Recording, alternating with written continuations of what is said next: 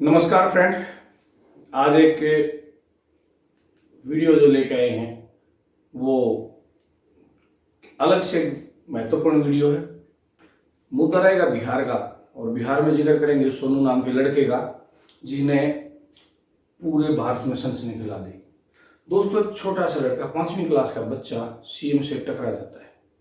ये छोटी घटना नहीं दोस्तों, क्योंकि कई बार तो किसी बच्चे की बोलने की हिम्मत नहीं होती, लेकिन वो एक भीड़ में जाके सीएम के सामने जो उसकी पोल खोलता है, प्रशासन की पोल खोलता है, वो एक बड़ी हिम्मत की बात है। दोस्तों, बिहार भारत का वो राज्य जहाँ सबसे ज्यादा आईएएस आईपीएस मिलते हैं, लेकिन फिर भी भ्रष्टाचार के दलदल में धंसा हुआ ऐसा स्टेट जहाँ के लोग बड़े दुख तकलीफ में जीवन जीते हैं और बाहर जाके मजदूरी करने के में लगे रहते हैं। आपको सभी को पता होगा कि बिहार में सभी खनिज लवण और लोहा कोयला वगैरह बहुत ज्यादा मात्रा में मिलते थे, पानी की मात्रा भी बहुत ज्यादा है। लेकिन ऐसा क्या हुआ, ऐसा क्या हालात हुए नालंदा विश्वविद्यालय जैसे जगह धरोहर होने के बावजूद, जहां पे चाणक्य जैसे महान पुरुष पैदा हुए और फिर भी बिहार गर्त में चला गया। जो आज का टॉपिक है वो सोनू के ऊपर है। इन बातों को मैं क्यों याद दिलाना चाहता हूं दोस्तों, क्योंकि एक छोटा सा बच्चा केवल सीएम से शिक्षा की बिहार करता है, शिक्षा का उनसे शिक्षा मांगता है, मेरे को एक अच्छे से स्कूल में एडमिशन कराओ।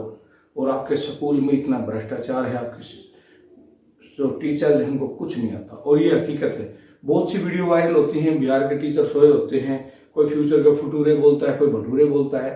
तो ऐसी शर्मनाक स्थिति बिहार के स्कूलों की है। अकेला बिहार छोड़ो सर, पूरे भारत में बहुत सी स्टेट ऐसी हैं जहाँ पे शिक्षा का गर्त निम्न होता जा रहा है।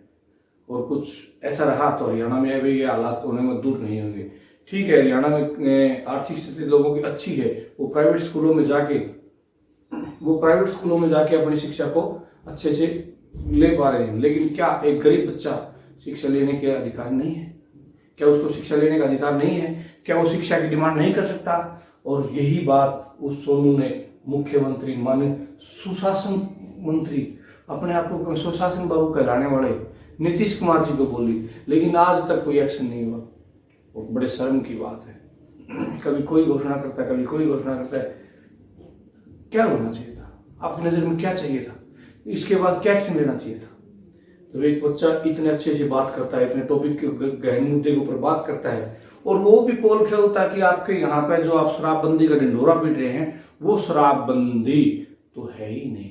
उसके पापा डेली शराब पीते हैं, उस बच्चे को पता है क्या हो रहा है, उसको पता है उसको क्या करना है, उसको ये भी पता है कि तू क्या करने जा रहा है, उसको ये भी पता है तो मुख्यमंत्री से टक्कर लेने की जा रहा है। लेकिन दोस्तों, निचोड़ क्या निकला? अभी तक जो निचोड़ निकला वो जीरो है। क्यों जीरो क्यों कहना चाहता हूं मैं, आप सुनिएगा।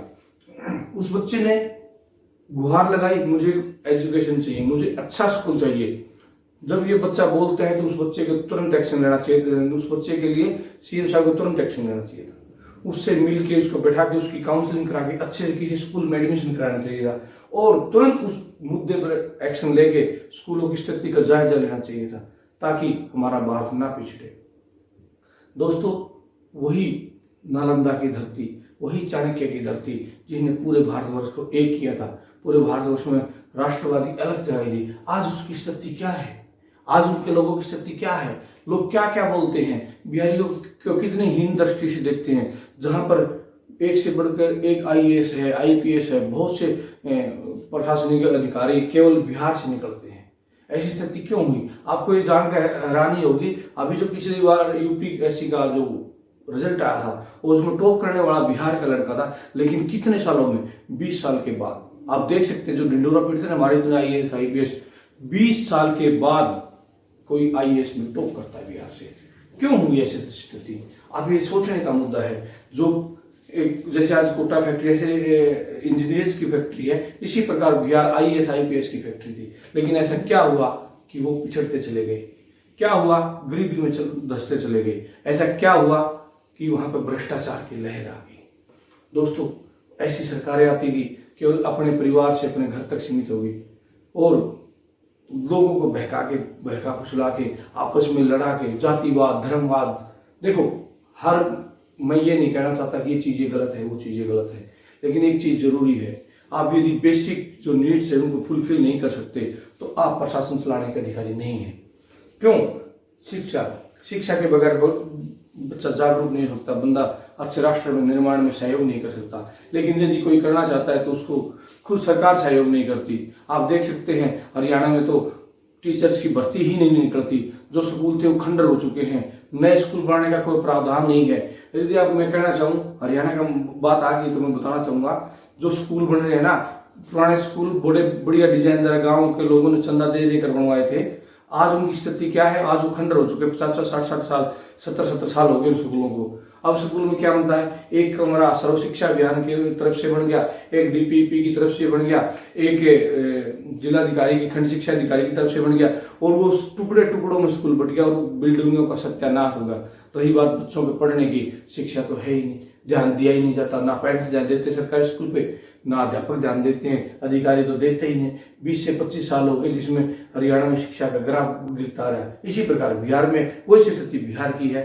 बिहार में तो लोग बाहर ज्यादा नौकरी का करते, काम धंधा बाहर ज्यादा करते हैं, तो उनकी स्थिति और ज्यादा खराब है। वो लड़के ने मुद्दा उठाया, कोई ध्यान नहीं दिया, लेकिन एक ये ना जो यूट्यूबियत जो पत्रकार हैं वो जाते हैं लड़के को पागल बना दिया। अरे उसके समझो उसको, वो क्या चाहता है, आप अपना मुद्दा बनाओ, आप बताओ, आप लोगों को बताओ, लेकिन क्या उस लड़के के पीछे दौड़ना जरूरी है? क्या उसको परेशान करना जरूरी है? एक छोटी सी जान परेशान होगा। अभी मैं देख रहा था, एक ने इंटरव्यू लेने लगा तो रोने लग गया, अगर मेरे को पागल, वाकई पागल कर दिया जाएगा। क्यों? ऐसा क्यों हो रहा है दोस्तों? सिर्फ अपनी चाहत के लिए, अपने व्यूज बढ़ाने के लिए, अपने लालच के लिए मैं ये मुद्दा क्यों लेके आया? ठीक है, मैं बड़े अत्री क्लासेस के थ्रू अपनी शिक्षा ले रहा हूँ, ये मुद्दा क्यों लेना पड़ा? एक संदीप बलारा जी फेसबुक पर उन्होंने ये डाला, बहुत अच्छे से डाला, आप उसको इन यूट्यूबरों से बचाइए। बहुत बड़ी बात कही दोस्तों, बहुत जरूरी है। इन चीजों से नहीं बचाएंगे तो गलत रास्ते में हो जाएगा। अपने व्यू के चक्कर में बंदे को खराब करें। आईएएस, तुमने बोला मैं आईएएस बनना चाहता हूँ, अधिकारी बनना चाहता हूँ, बड़े देखो गजब की सोच, लेकिन क्या हम उसके रास्ते के रोड़ा नहीं बन गए? उसके साथ देने की बजाय हम उसको भटका रहे हैं, उसको परेशान कर रहे हैं, मुद्दों पे नहीं जा रहे। दिखाने स्कूल चाहिए थे, दिखाने अधिकारी चाहिए थे, मुख्यमंत्री से सवाल करने चाहिए थे, लेकिन जाके इस लड़के से बात करते हैं। अरे शर्म कीजिए दोस्तों, मुद्दे को मत भटकाओ। हमें जरूरी है आगे बढ़ना, हमें जरूरी है हमारे देश को आगे बढ़ाना। ठीक है, सरकार विदेश नीति अच्छी बनाती है, ठीक है, सरकार हमारे देश को बाहर से मजबूत बनाती है, क्या अंदर से खोखल हो जाए? नहीं, बहुत जरूरी है। अब पीछे बिहार का इलेक्शन था तो तब भी देखा होगा आपने कि वहां पे 10वीं फेल डॉक्टरी कर रहे हैं। अरे जान की जोखिम में डाल के लोग इलाज करा रहे। शर्म की बात है हमारे इतने बड़े देश में, लेकिन कोई किसी के कानों पर जूं तक नहीं लगती। क्यों रहा है ऐसा? क्या करें? इसके लिए क्या करना चाहिए? सोचने पर मजबूर हो जाना चाहिए, लेकिन नहीं होते। क्या हमारा निजी फायदा होता है? ये मेरा चाचा है, ये मेरा ताऊ है, इलेक्शन में उन्हीं के वोट देखते हैं, मुद्दों पे कोई जवाब नहीं देता। अब बात इसी के आगे तो इलेक्शन की बात करते हैं। वो लड़के ने जो उंगली उठाई ना प्रशासन की तरफ उठाई, लेकिन हम क्या नहीं करते? किसान आंदोलन चला था, सारे दिल्ली में बैठ गए। ठीक है, आप जाइएगा, सरकार के खिलाफ आंदोलन कीजिएगा, लेकिन क्या आपने जो आपके लोकल एमएलए है, एमपी है, उनके घरों के बाहर धरना दिया? क्या आप लोगों ने उनसे सवाल जवाब किया? क्या आपके जो जिला पार्षद है, नगर पार्षद हैं, क्या उनसे सवाल किया? क्या आपके ब्लॉक समिति के मेंबर से, चेयरमैन से सवाल किया? नहीं किया। क्यों नहीं किया? वो किसी का रिश्तेदार है, वो किसी का भाई बंधु है, और हम उन चीजों से मुंह छिपा लेते हैं। नहीं दोस्तों, हमें उस लड़के ने, छोटे से लड़के ने बड़ी गहरी चोट की, प्रशासन के ऊपर जाग जाना चाहिए था, लेकिन वो प्रशासन नहीं जगा। आज तक कोई कार्रवाई नहीं हुई। उस बच्चे को परेशान किया जा रहा है। नालंदा की धरती, फिर कितनी याद दोहराना चाहता हूँ, चाणक्य जहाँ से पैदा हुआ था, जहाँ पर उसने राष्ट्रवाद को जन्म दिया, एक पूरे भारत के राष्ट्र की सोच रखी, और आज उसमें क्या हो रहा है? कुछ नहीं। उसको कोई एक्शन नहीं लेगा और सोनू को परेशान किया जा रहा है।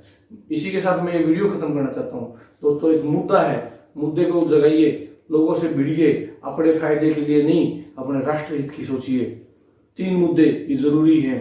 शिक्षा वो फ्री होनी चाहिए, हेल्थ फ्री होना चाहिए, और लोकल मतलब ट्रांसपोर्ट जो है, पब्लिक ट्रांसपोर्ट है, वो मिनिमम वेजेज में होना चाहिए। ये बहुत जरूरी मुद्दे हैं, लेकिन इन लोगों ने इनसे फुर्सत ही नहीं मिलती लोगों को, फुर्सत ही नहीं मिलती फेसबुक से, फुर्सत नहीं मिलती व्हाट्सएप से, फुर्सत नहीं मिलती चापलूसी से। अपने फायदे के लिए लोग भाग रहे हैं, दौड़ रहे हैं।